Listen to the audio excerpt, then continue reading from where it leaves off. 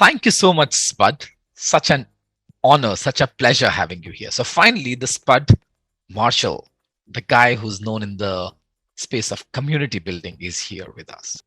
Thank you, Thanks for Spud. having me. Yeah, super excited to dive into the conversation today. How have you been today? Good. It's a early morning here. I'm out in Seattle area, Hmm, and yeah, I've been spending the month with my wife's family, which is really great. So yeah, feeling really, really good and recharged. fantastic. And I've always been inspired by the kind of projects that you are involved in, the kind of communities that you are building, the kind of people that you work with, and 10 different hobbies and interests that you continue to nurture day on day basis. I have lots of curiosities that keep me busy. So Very happy for you. Hey, Spud, the book that you've written is around designing creative communities. And in today's conversation, we are going to see communities from different facets, from different dimensions. And I'm intrigued. I'm genuinely intrigued to know more about communities. How do you build communities? What are the challenges that one goes through?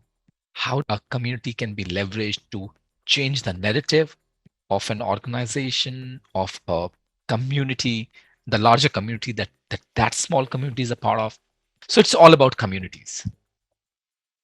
yeah, no, I this is what I dream and think about on a regular basis. So excited to have a thought partner to bounce some ideas off of today. Looking forward. So let's get started. Spud, help me understand what, according to you, is a community. Yeah, so lots of people have an experience of what community means to them, right? We've all been a part of a group of individuals that means something to us. And so I think there are lots of definitions, and I'm not somebody that tends to get caught up in the academia of this. I'm Mhm. much more on the ground, a doer type of implementer when it comes to community building. And so when I think about what community at its essence is, it's simply a group of people around a shared sense of belonging, Hmm. right? So there's some identity, there's some values, there's some shared interest that's bringing a group of people together. And that shared sense of belonging is what defines a community. Hmm. And when you have a group of people, right, that have sort of identified that, they can do one of two things. You can either form passive communities or dynamic communities. And a lot of my work in this space is helping people figure out how do you actually move groups of people to that dynamic community shared space, right? So a passive community is my wife and I, we have a Kia. That's the car that we drive. And so if I see another driver on the road that has a Kia, right, Hmm. we have some shared sense of belonging, shared identity, but we're a passive community. I don't really know much about them. It's not like we're doing anything Hmm. collectively together other Hmm. than having some shared overlapping interests. Hmm. But if we were someone that was like, advocating for electric vehicles within our community, right? We have a hybrid Kia car. So it's a plug-in electric. And so if we were that individual that I just saw on the road was now somebody that I'm like actively working alongside to like change a system, to introduce something new into a group. Maybe we're advocating, right, for electric vehicles. Right Hmm. now, we've moved into a space of like dynamic communities where we're actually trying to achieve something together around that shared sense of belonging. So that's sort of how I think about community Hmm. in its simplest form. Yeah. So what I've gathered from this conversation is something which is extremely important is a sense of belonging. Mm-hmm. And I've always believed that as human beings, one of our basic needs is to belong. Mm-hmm. From the likes of Rotary Foundations to Lions Club and to the masterminds to there are so many different communities. We all would want to belong to a community. And the second thing that caught my attention is when you spoke about the purpose. Now, let's click on this one. Let's try and understand how do we ensure that these people are coming together for a purpose which may or may not be defined for them. How do you bring that interest in them? Yeah. So I think this is one of the challenges, right, with community building, right? When we think of building companies or designing a supply chain of some sort of manufacturing, process, right? There's like these steps, and there's like very clear building blocks to create something larger. But community sometimes operates the opposite, right? It's really messy. It's amorphous. It just kind of like springs up at times and then it disappears. So as a community builder, it's really difficult, and to bring a perspective of like trying to control the Hmm. dynamic Hmm. into community building. That doesn't work, right? So my background, so for some context, I have a training in mechanical engineering. So I was taught to see the world as this big engine that I had to fix, right? And it's like I've got Hmm. to change this lever and move this pulley to fix the machine. Hmm. And that is a really destructive mindset to have when it comes to building community, right? Communities are not engines or problems that you have to fix. Hmm. And rather, and the flip side of this is communities feel much more like a painting that you're trying to do on a blank canvas, right? It's like you've got this blank space. You can really create whatever you want on it. And it's sort of this dance, it's this art form. Hmm. And so learning to approach how do you build communities from that more artistic, like free flowing perspective rather than trying to like control things. Hmm. So when we think about like how do you rally people together around some shared purpose or intention, I think one of the pieces that you have to like learn to lean into the spontaneous piece of community building. Hmm. One of the questions that keeps me up that sort of influences how I think about the answer to your question. When I think back in my own life, what are the moments that have had the most profound impact on me, right? Hmm. The groups of people, the conversations that I've had with folks that have just like really influenced who I am, what my identity is, what I care about, right? They bring some sense of clarity to the world. When I think of those moments, they Hmm. always happen in spontaneous, unplanned spaces.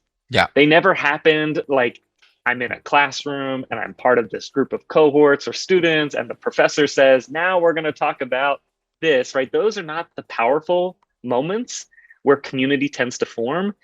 Rather, it's like I'm at a bonfire, right? And like we have this really amazing conversation with a friend, and we're like, roasting marshmallows or doing something over the fire. I'm out right now in Seattle, and I just yesterday had a really great hike with a friend, and we were hiking in the rain up to this waterfall, and it was this magical moment. But Hmm. right, community was forming there, and I Hmm. think as community builders, we think of the world as like this machine, this problem we have to solve, and we figure out we have to have these steps and this process.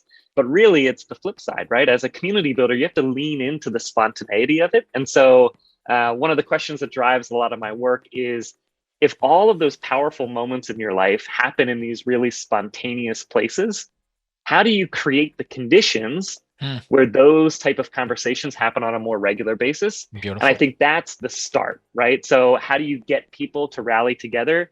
It's not like I'm going to host a big PowerPoint presentation or panel Hmm. discussion and I'm going to show you my 5 value statements. Like that's not why people rally together. Like people rally when they feel a really like strong sense of kinship or belonging or shared interest with another human being, and like those moments happen spontaneously. So I think we have to bring that into our work as professional community Hmm. builders.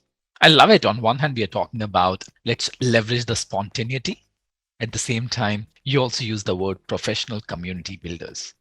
Mm. I love it. On one hand, we are talking about being professional. On the other hand, we are also talking about serendipity, right? Yes. And that's where the dance happens between what we can do and what we can witness happening in front of us. Mm. Totally. And we have to be so receptive to that, right? And I think that is one of the areas of my own growth as a leader that I'm constantly right trying to like push Hmm. myself in is like how do I just be receptive in the moment to what's emerging, right? Because as a community builder, you have to be really observant to those like magical sparking connections and conversations. Like, so I'm always looking around and it's like, ooh, something's happening over there, right? 2 or 3 people that haven't met before are meeting in my backyard because I'm hosting a party. But those 3 people are folks that I've wanted in a professional context to meet for so long, right? And so like I observe that, I don't get myself involved, but maybe 2 or 3 days later, I follow up and say, hey, I noticed you got to connect with so and so. Maybe we can follow up with that, right? So it's like, how do you build upon those spontaneous moments? That's where the professional community builder role, I think, kind of comes into. Hmm. So, would it be a fair assumption to make, Spud, that when we are building a community, we cannot start with a purpose apart from purpose being building a community? And as we come together, it emerges in front of us as we witness that, and we just rally it. Yeah, so I think when we talk about purpose, I think purpose can come in both the individual level or the collective level, right? Precisely. And so in the book that I talk about a process that I use for building community. And the first 2 steps of it, there's like 6 steps that I tend to like follow or dance back and forth between. The first step is called chart your path. And then the second step is ask probing questions. So when it comes to purpose, I feel like it's actually really important on the front end to get clarity on what's the path that you're trying to chart, that you're trying to walk.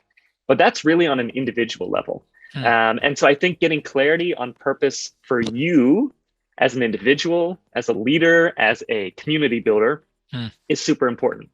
I don't necessarily think it's important to have clarity on your purpose for the collective in the beginning. Got it. Because that's something that emerges, right? And you need the community to help inform that with you. And so that's why the second step that I often jump into right after I have clarity of my own internal purpose is let me get out into the world and ask really great probing questions of the people that I ultimately want to work with.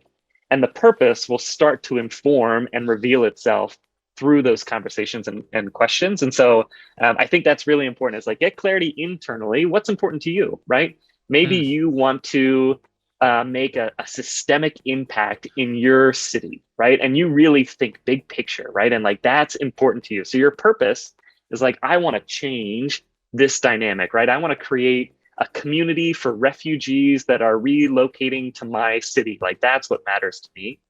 Or maybe your individual purpose is more aligned on the like small scale. Like I just want to help my neighbor across the street who I haven't seen come out of his home in a long time, right? I want to build a space of community for him to step into the neighborhood more fully.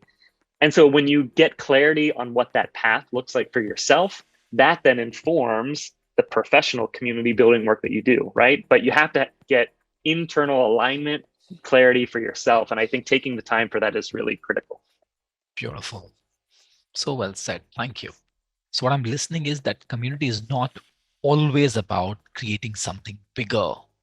It's not always about having 1,000 people, 2,000 people, 100,000 people. It could be a small community just to ensure that how can we as neighbors hold the space for another neighbor where he can come or she can come and express from his authentic self, from her authentic self. Is my understanding right? Absolutely. And this is a lesson I wish I would have learned earlier in my career. You know, I misequated scaling an idea with scaling impact, right? And I thought like, and I'll give a very tangible example. So one of the communities that I wanted to build was I renovated this big 20-person property, and we turned it into a home for young creative change makers. It's called the Co-Space.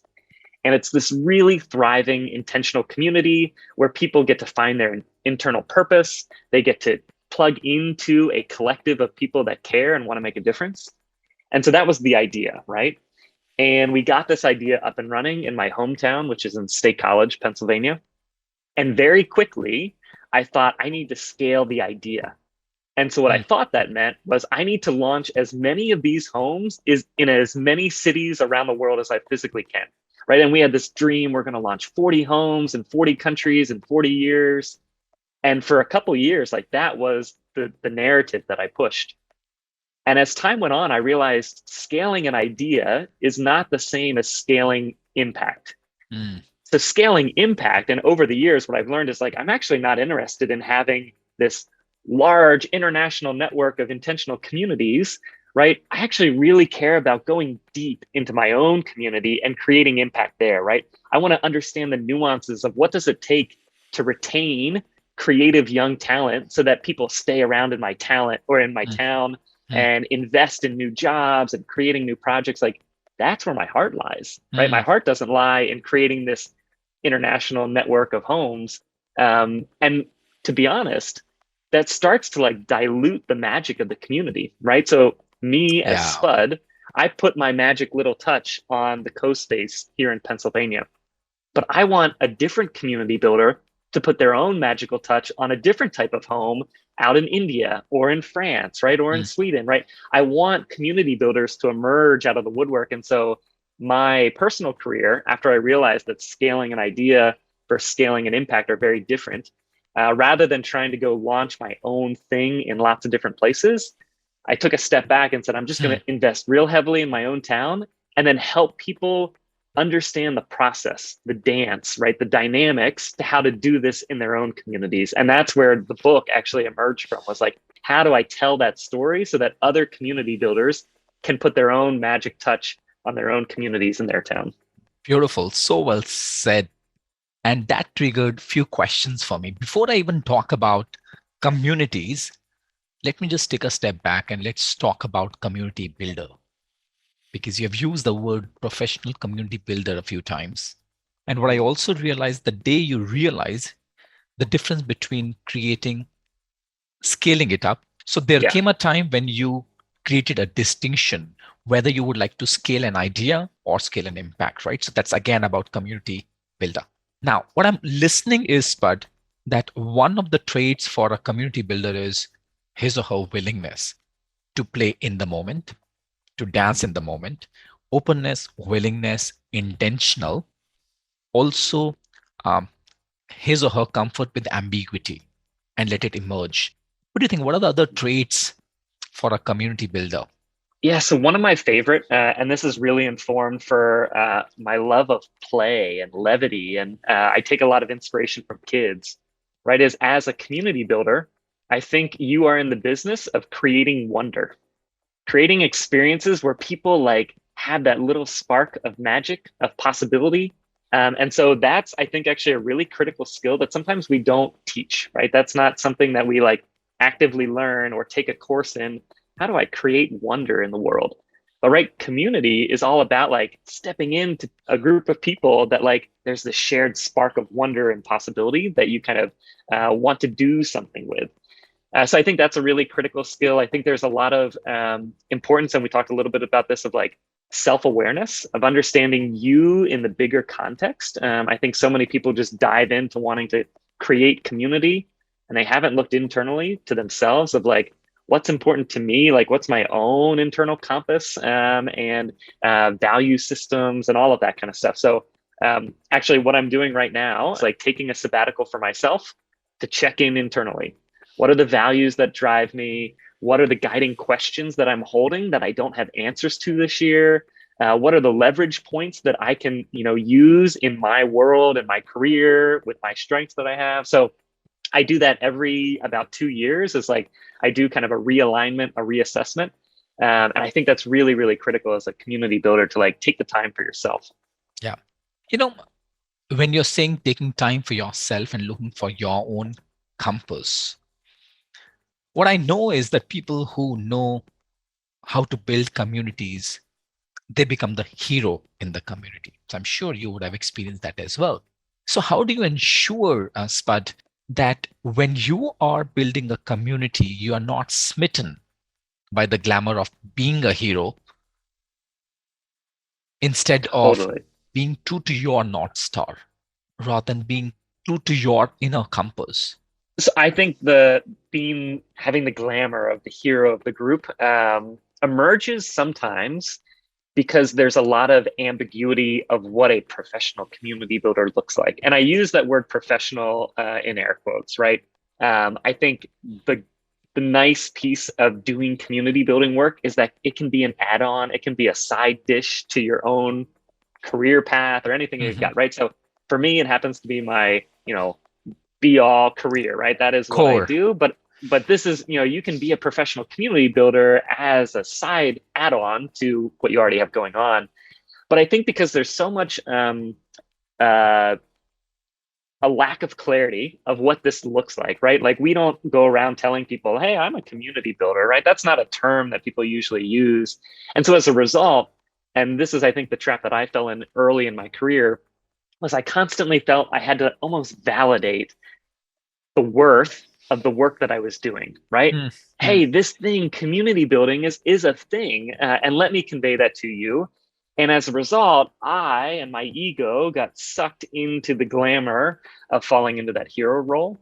And I'll give a really concrete and perhaps humorous example of how this played out. So I talked about the CoSpace, this community that we started.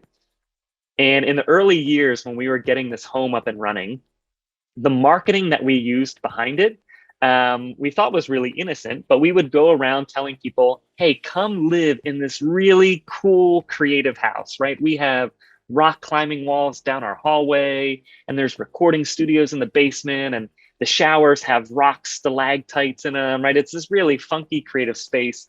Hmm. And we basically were telling people, look how great we are. Come live in this really great house, right? And it was very like all the arrows were pointing back at us.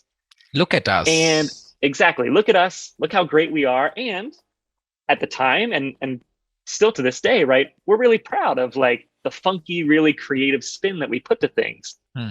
But our marketing language was just a step off, right?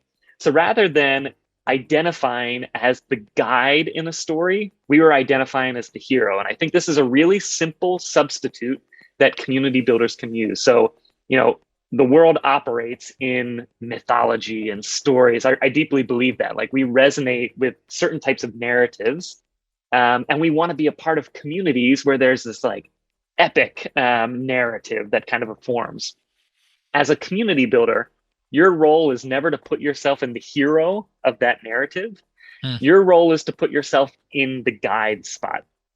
So, right, our marketing language changed subtly in Hmm. a certain time period. So, in the early years, we would say, "Come live in this really great house. Come live at the CoSpace. We're the super funky home for change makers." And then we realized, wait a minute, we're putting ourselves in the hero role, Hmm. and so we changed our marketing language to now say, live with the group of change makers you've been searching for, right? Come Wow. find that group of people that you've been longing to find, right? You've had really bad roommate experiences, or you've had this like search that you've been on. We will help you find those people. So it's now no longer about us, right? It's about the people that are stepping into our community. Hmm. They're the hero of the story. We're simply playing the matchmaker role, right? We're playing the guide role. Like we're directing them a little bit like, hey, if you come over here, we'll be able to help facilitate that process for you of what you're searching for. And Hmm. that was a really, really important shift for us is when we took ourselves out of the hero role and into the role of guide. So, right now in this conversation, we are navigating from the community builder to building communities, right? Since you use the word narrative, I'm just curious, but how do you deal with individual narratives of different individuals in the community? Because we all come up, we all bring our own individual narratives. At times, Mm, that might create a havoc. How do you deal with that yeah. disruption? Right. Yeah, I think there's such a inclination to want to bring kind of like this corporate perspective to building community, right? In the corporate world, and I've never been a part of the corporate world, so let me put that caveat out there. Right? It's like, well, here's our value statement, here's our mission statement, and we want to make sure that everybody, all of our employees, can go like tell that banner to anyone that they come across, right? And Hmm. it's like we're trying to almost force feed the narrative of what community means. And that corporate approach doesn't work when you're trying to build really amorphous communities. And Hmm. so, one of the organizations that I run is called Three Dots, and it's an arts and innovation studio. And the name Three Dots actually came from the fact that when people step into our space, we want them to finish the end of the story, right? So, dot, dot, dot. We want them to finish the narrative. And so when people talk about Three Dots in our community, the stories they tell are radically different, right? If you talk to five different people that have interacted with this space, Three Dots, you'll hear five very different stories. One person will tell you, like, oh, when I go to Three Dots, like, man, we get to play jazz music out on the patio, and it's this really amazing musical collective that forms. Mm, If you talk to another person, they'll say, oh, yeah, that's the place where I got to go build a puppet. And we put on this crazy theater production with puppets and stuff like that. And so it means very different things to different people. But there's this sort of shared central thread at the beginning. And we don't, right, in a corporate way, try to like mandate people to tell this, but it's like we want to spark a love for the arts and innovation and creativity and civic engagement.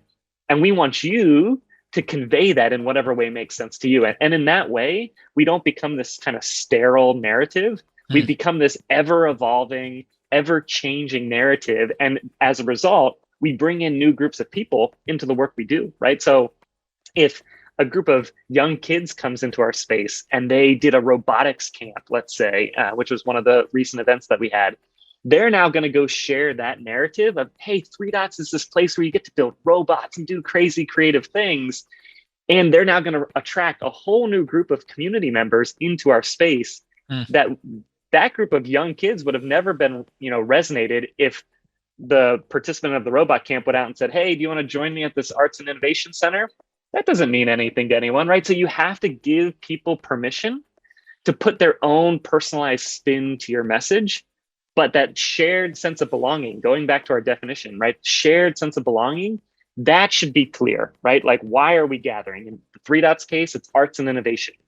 That can mean whatever you want it to mean in your sub community, but Mm. you have to have that clear shared sense of belonging. And that emerges over time the more and more you work with people. And sometimes that sense of belonging, it's kind of like this like orb of light. It kind of like moves around, right? Like it'll shift a little bit. But you're always, as a community builder, like trying to stay attuned to what is that shared sense of belonging that people can then put their personalized narrative on Mm. top of. So I'm just curious, as there are individuals in the world who have created cults in the name of communities. How do you create a distinction between a community and a cult? Yeah, there's a book called The Culting of Brands, which actually talks about the intersection between cults, community, and kind of the corporate By, identity and by, how by corporations can bring. Douglas Atkin, right? Yes, Douglas Atkins. Yeah, it's been a few years since I've read it, but that actually, I think, informed some of the work that I do. One of the frameworks actually that they talk about in that, which I share in my book as well, is that cults have a not great reputation, right? Like Yeah. we don't think highly of cults, but there are certain principles of like what makes a cult really powerful, right? If we take apart the negative impact that a cult has on individuals. But Hmm. if you actually look at some of the processes or the mechanisms or the ways that they gather people, right, there's this really like shared, like strong shared sense of belonging. Yeah. I think where a cult and a community sometimes differ is people lose track of themselves within a Mm. cult, Yeah. right? So you have given yourself over to whoever the cult leader is, which The, often is the, putting the, themselves in the hero role, the right? hero's role. Absolutely. Yeah. Yeah. So I think that's where cults get really dangerous, is that somebody has found themselves in the hero role. And then everybody in that community is doing whatever they can in service of that individual, right? Mm. When we started CoSpace, the community or the intentional community, right, it was very easy for me to fall into that cult leader role, right? It's like, oh, I get to live with Spud, right? And I get to live in Spud's home. And right, Spud became synonymous with CoSpace. And as I saw that starting to form, I knew I really had to like hit the brakes hard of like, we've got to like remove myself from the center of this community. And that was a very slow process. It was a dance to like, people in the early days were really excited to live alongside me and participate in some of the creative community building work I was doing. And so how you remove yourself from that picture Mm. without like pulling the rug out from everybody is a really delicate dance. It takes a couple years, but now it's at a point where it's like when people associate the CoSpace, they don't think of me, right? I'm kind of behind the scenes. I like help empower my house managers. And so I think as when we think about cults versus community, it's really how do you remove yourself from the cult leader role as the hero and then empower people to put their own personalized spin on the community, right? Don't Mm. try to dictate it has to be this way or it has to be this narrative. Let people form their own version of it. And then you can step back and like be proud of how it's like shifting and evolving in front of you. One thing which is coming back to me is a sense of belonging. Another thing that you spoke about is the narrative which is emerging, the narrative which is shifting. Just curious, Spud, if you were to take a step back and tell me the three important pillars of a community, what would you say? So for me, it's people and clarity of like where those people are going, Mhm. why they're gathering together. Like those two pieces are really important and formative. So it's like, how do you find the people? And then how do you get clarity around why are they gathering and where are they going? Why are they Um, gathering? Where are they going? Okay. Yeah, and right, those are not really those are not building blocks like, okay, you need this tangible, 100 pounds of this material, and you need 10 rolls of duct tape, right? It's again, it's amorphous. It's a group of people. It's why are they gathering and where are they going? Mm, There's a couple ways to kind of identify and like build upon those building blocks. So one of the tools that I often use as a community builder is the power of prototype. mhm, mhm, So when you're trying to build a nascent emergent community, right? You don't have all the building blocks. You don't have some like long, well-established organization or group of people, right? You're building something from scratch. I think that can be a really challenging space for a lot of people. And so the power of prototype allows you to give a group of people that are starting to form the opportunity to play together, right? So they're getting clarity on like, why are we gathering mm, and where are we going, right? Prototypes give you a chance to actually like put that on for size. And you don't need to like have it all figured out, right? Prototypes are designed to break so that you can learn from why did it break and how do we then design the new prototype. And so, mm, but I don't think people often associate prototypes with community. mm. Community feels like a very relational, people related thing. Prototypes feels like kind of an entrepreneurial, like I'm a builder, tinkerer type of thing. But Mm. I often try to marry those two together and give the people forming a chance to play. Yeah, because I think if there are no prototypes, I don't think that we'll be able to build any community at all. Because as much as we like it, unless we have the boundaries, both physical, emotional, psychological boundaries will not be able to contain the human emotions and Mhm. the aspirations of a human. So, how do you Totally. ensure that we have the freedom of letting the narrative emerge, and yet there is a larger boundary in which we have to play? So this goes back a little bit. I used the phrase, how do you design for wonder a Yeah. little bit ago. And I actually think a lot about this when you're trying to figure out that dynamic. So when I think about as a community builder, and let's say you're trying to introduce the role of like creating some prototypes together, I think about how do I create a space for wonder to emerge for this group of individuals? And it comes down to three different components. Mm. So when I design for wonder, I think of pause, possibility, and participation. Pause, possibility, So participation. yeah, pause, possibility, participation. So as a community builder, right? I am observing folks around me and everybody's going around doing their thing. They're off getting groceries or wandering the streets, just looking down at their phone, whatever it might be, right? We just live in a state of distraction most of the time. And so as a community builder, the biggest gift I can give someone is a moment of pause. So, right, I want to disrupt their norm, causes them to like stop what they're doing, right? To question what they're doing, to kind of lift their head up and say, okay, I'm paused. I'm in the moment, right? As a community builder, you're trying to get people to pause in the moment. Once that happens, then I often present a bit of possibility of like, here's an example, right? So let's say we really care about what would it look like if our town, our community really invested in clean energy or cared about the climate change crisis, right? And like, what would it look like if we radically went all in on that? So what I might do is I might create a fake newspaper that's that's dated 10 years in the future, and all the stories are telling as if our community committed to, clean renewable energy, and we are telling these really dynamic stories 10 years in the future in 2030. And so when somebody like pauses, they pick up this newspaper, and now I'm giving them a glimpse of what's possible, What's right? possible? Wow. And so I'm not telling them what it takes to build a community to get to that point. I'm just giving them a little taste of what's possible. And then that leads into the third piece, which is participation. So once people are like, all right, I'm paused, I'm in the moment, like, why is this newspaper? Like, I've never seen this newspaper before in my town. So I paused. I've now read it a little bit. It's now creating a sense of possibility. Then there has to be a third like call to action, which is like, how do you invite them to participate? So, it might be really simple, like, hey, do you care about creating this type of future? Awesome. Come join us. We meet at the library every Tuesday evening, right? And it's like simple moment for somebody to participate.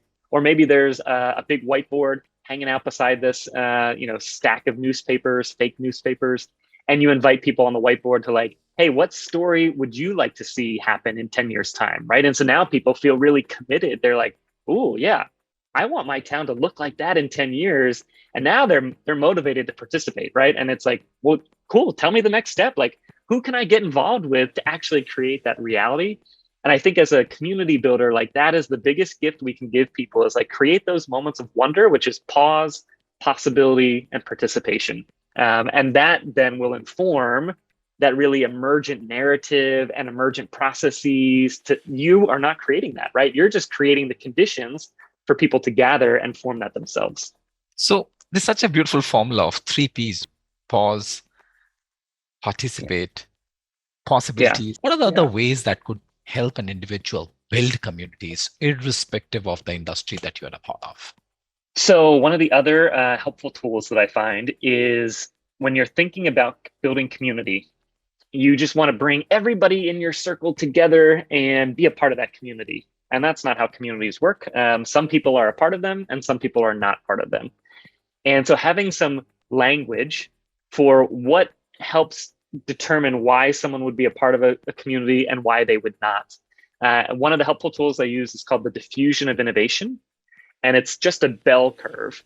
Mm-hmm. And the bell curve breaks a group of people, right, a segment of society into a couple different groups. Really simplistically, I like to break it into 3 different groups. So on the front end, about a sixth of your population are what are termed early adopters. Mm-hmm. And these are the people, right, they read the fake newspaper and they're like, oh yeah, I'm in. How do I help participate? I care about clean energy and I want to get behind that cause, right? So your early adopters, you don't have to do much to get them involved. They're like, they're willing to jump behind you, dance alongside you, type of thing. So that's about a sixth of the population.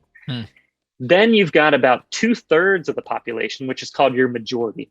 And the majority they need to see some other people go ahead of them, right? They need to see like, hey, this isn't some like, sketchy group of people meeting on a Tuesday afternoon at the library, right? They want to know like, this is actually like a legit thing.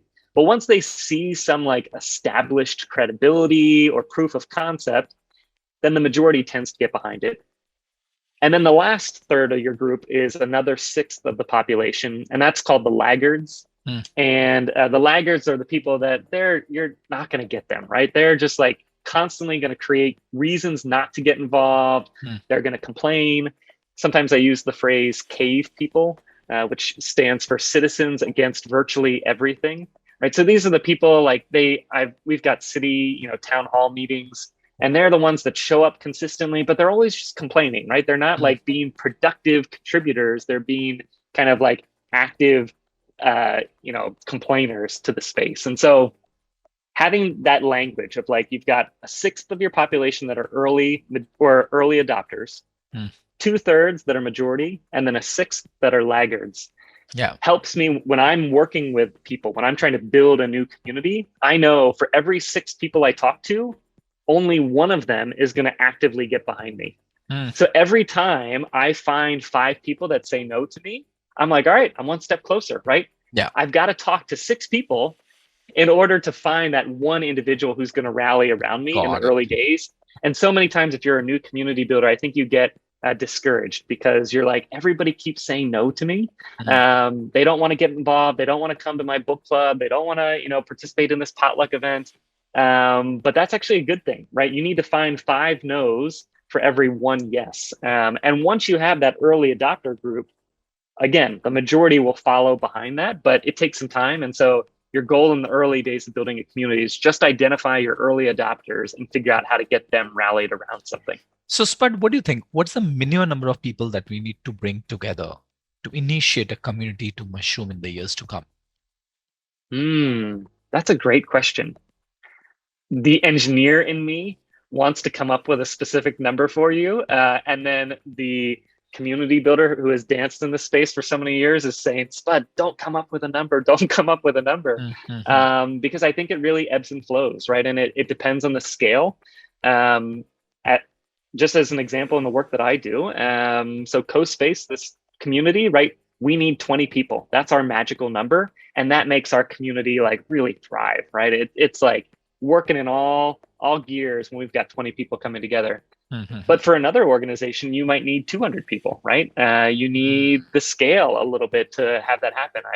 I do a lot of work with an organization called the Sullivan Foundation. You and I were talking about that before we jumped on here. And for that organization, right, we work with lots of different universities all around the US. We need bigger numbers, right? 20 is not enough. And so it always starts small, right? You always have like a group of like 3 or 4 people that are like in, right? Those are the ones that you can constantly text in the middle of the night when you've got a question or you're stuck or you're stumped. But then it evolves to the, I think, appropriate scale based on the change that you're trying to create, right? This all goes back to the first part of our conversation, which is like charting your path internally, right? What is the scale that matters to you? If you're just trying to create community for the neighbor across the street from you, you don't need Small 200 community will people. work. Yeah. Yeah, you need like 6 or 7 people to have a potluck together on a Friday night, and that is serving the community that you want to create. But again, if you want to create systemic change across your whole city, you're probably going to have to work with a slightly larger group of people. So help me understand, Spud, since we are talking about that, how there are some early adopters and then there's a major portion, and then there are 1/6 of the people who are never going to join. Now, what are the phases of building a community? How do you ensure and how do you check where you are as a community builder in this journey called community building? Yeah, so I'll introduce or I'll offer 2 responses to that. One, using that framework, the diffusion of innovation that we just laid out. Yeah. That framework is used a lot in the social marketing space, which is like, individuals that are really great at creating behavior change campaigns around maybe a health issue or something, or recycling. And one of the language they use around those 3 different groups is for your early adopters, you want to show me. So show me what's possible, and I'm going to get involved. For the majority, it's you need to help me. And then for the laggards, it's make me. So show me, help me, make me. And so an easy way for me to identify where am I at in the stage of growth of my community is I just ask myself, am I really, with the people that are involved around my idea or my community right now, am I simply in a state of showing them, right? So like I show them, hey, here's what I want to do. I want to create this crazy potluck event, and people are showing up. It's like, okay, I'm with the early adopters right now. As I start to identify, like, okay, I'm now in a space where it's like the way I'm communicating to people is like I'm helping them, right? So I'm like giving them tools is like, here's why you should show up. Like I'm giving them reasons to overcome maybe barriers or constraints that they might have in their life. So I'm helping them, right? So as I start to notice that shift, like I'm moving from show me to help me, it's like, okay, now I'm working with the majority, right? I've got a different type of group. And to be honest, I rarely work with laggards. But like if I needed to for a certain community, right, if I had to make people participate, it's pretty clear when you kind of move into that realm. So that is one helpful, just like framing of language. Show me, help help me, make me. make me. Yep. Wow. And I think that's really useful.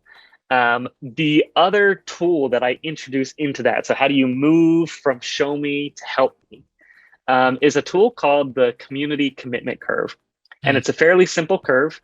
You can think of it as just a line that kind of grows up, right? So exponentially. And the way the community commitment curve is structured is that over time, you need to consistently be giving people in your community simple asks that build on one another, that are Mm, incrementally building on one another. So, as an example, if I'm a community builder, let's go back to our example of we've got the fake newspaper, and somebody reads this newspaper and they're really excited. If the next step for them to participate that I gave to them was like, hey, we want you to go read this 25-page research paper on solar energy and come back and like share a report with the group. Like, we'd love your perspective on that. Like, that is an overwhelming ask to put in front of somebody. mm, But if instead, if the ask that I leave with someone is like, hey, if you're excited about that, just like follow us on social media, right? Follow us on Instagram, right? Super simple. And so the community commitment curve is saying, give people really simple asks. And then once mm. they've completed that, the next ask that you should give them should just be a little bit more difficult. It should require a little bit more commitment from them, but it's getting them deeper and deeper involved in the community to the point where maybe now you've got people in your community that are like researching different type of energy sources and reporting that back to your mayor to say, hey, this is what we should be doing, right? Like, those are advanced stages of community growth. But oftentimes as community builders, we make the innocent mistake of we get so excited, we want people to get involved, and so we put these really difficult asks that require a really heavy lift for someone to actually participate. And so then people say, yeah, I don't have the I'm time, done. right? I can't Yeah, do that. yeah, yeah. And or we make the opposite mistake where we get them to like our social media page, and then we forget to give the next ask to them. It's like, great, they've done step one. Now what's step two, right? Now Like, how what? do you keep involving them? So I think that's really simple as a community I builder. think whether it's a heavy lift or a lack of the next step might come in the way of building a community, is my understanding right? Hmm. So, what might come in the way of building a small community with a common sense of belonging? I think a lot of folks have imposter syndrome in this space, Hmm. which is a big barrier. They feel like they don't have the qualification, right? They haven't been given permission to go build community, right? It's not like your boss told you, hey, I want you to go, create this program for me. You're doing it all on your own. And so folks often doubt, do I have the skills? Do I have the capacity? Do I have the permission to be able to do this? And I think that is constantly a challenge that you have to kind of check in with yourself of like, anyone is capable of stepping into a space of building community. And so having a partner to lean on, I think, is the most important thing as a community builder. And maybe this is my answer to you of like, what's the magic number of building community? It's two. You can't do this solo. You have to have that person who's going to like, build you up when you doubt yourself, or who can bounce an idea with you, right? The thought partner, the person behind the scenes with you, whatever that second person looks like to you, Hmm. is so critical to building community. I've never been able to build community solo as Spud, right? I always have to have that second person alongside me, and they play different roles, right? Sometimes they're like a co-facilitator, sometimes they're the business person that does all the numbers with it. Sometimes they're the person that loves to communicate, right? So they're like the ones handling all of our social media. Sometimes it's my wife, right? And it's like her and I are bouncing ideas back and forth. So it really changes and ebbs and flows, but you have to have two in order to like feel like you've got the permission and capacity to go do this work. Makes sense. Makes sense. So, Spurt, help me understand. On one hand, we have communities like Rotary clubs, we have Lions Club. On the other hand, we have got the YPOs of the world. We have Mm. Vistages of the world. We have so many masterminds going on. What are the similarities and what are the differences between these two different categories? I call them different categories. You may not. Mm. Yeah, that's a great question. I am someone that tends to gravitate towards the new, right? So if an organization has been around for a very long time, this is just a personal bias. I get bored with that. But I think one of the differences that sometimes emerges in different communities is this distinction between being a passive consumer and an active participant. Hmm. And occasionally I see, and I don't want to call out any one of those groups that you just mentioned, but occasionally some of the organizations that have been around for a long time in my own hometown, I find that there's a lot of participants who are just kind of passive consumers, Yeah, right? It's oh, it looks good to be a part of this organization, right? So like I'm going to join it check in the just so I can box. put it on my LinkedIn or whatever. But then I'm just a passive consumer in that community. And I think one of the exciting parts about a lot of these new emergent spaces and networks and communities that we're seeing form around the world is that it's because people are active participants, right? They are actively building something. Hmm. And this goes back to the very, very early part of our conversation is like communities can take one of two directions. They can become passive communities or dynamic communities, Dynamic communities.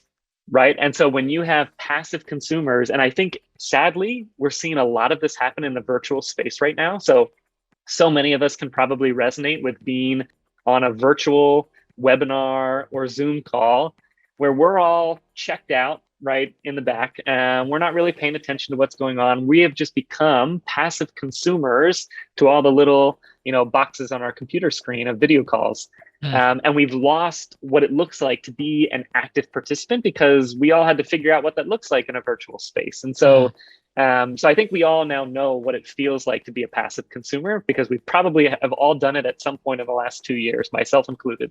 And so as we emerge from the pandemic and emerge into maybe a hybrid world, right, it's like, how do we really create the conditions where people can be active participants? And as a leader, you really got to check in with yourself of like, where are the moments where, again, I need to introduce some pause, possibility, and participation for my community, so Hmm. that they move away from that passive consumption where we just sit and absorb whatever is being told to us. Interestingly, I was about to ask a question around what do you see is the importance of or the role of technology in building Mm. communities? And interestingly, we are talking about the virtual world now. Now, help me understand what do you think?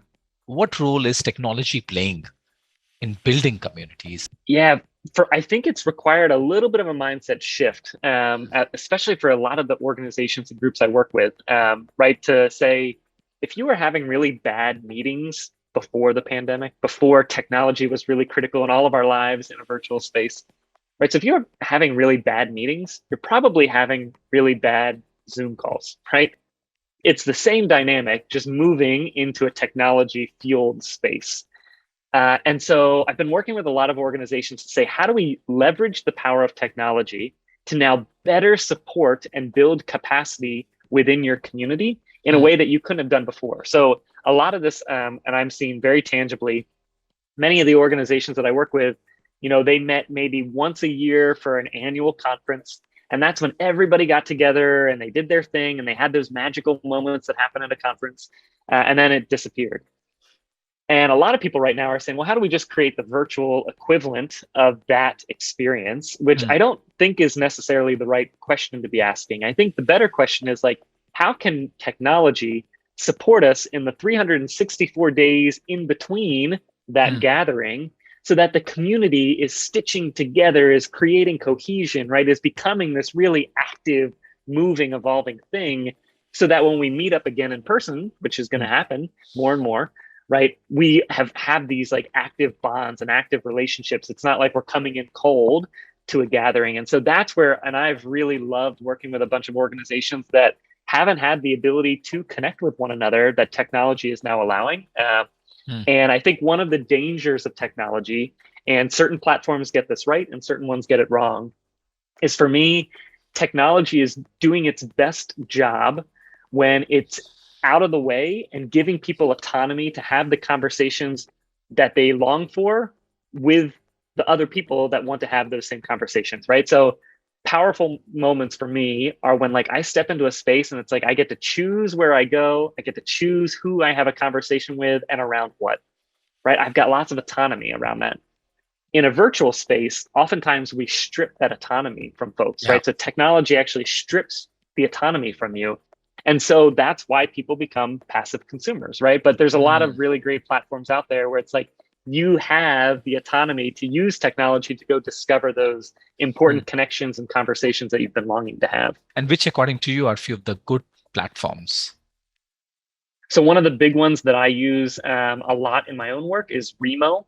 And Remo is really great for helping people to both have autonomy over the conversation that they want to have, as well as to layer on top of that, you can create custom floor plans and designs. So you can actually bring the culture of a community into the virtual space, right? Got it. If I'm on a Zoom call with, let's say, Microsoft, and then a Zoom call with my tiny little arts nonprofit, they're going to look identical and exactly the same, right? But if Precisely. I step into a Remo event, it looks totally different if I'm on the Microsoft branded one versus the tiny little weird arts and craft, studio space in my hometown. So like, I like bringing in that like customization piece because that's where a community is like, again, it's like shared sense of belonging. So there's like little cultural nuance and icons that help me realize like, yeah, this is a special type of community and the technology reflects that in some way.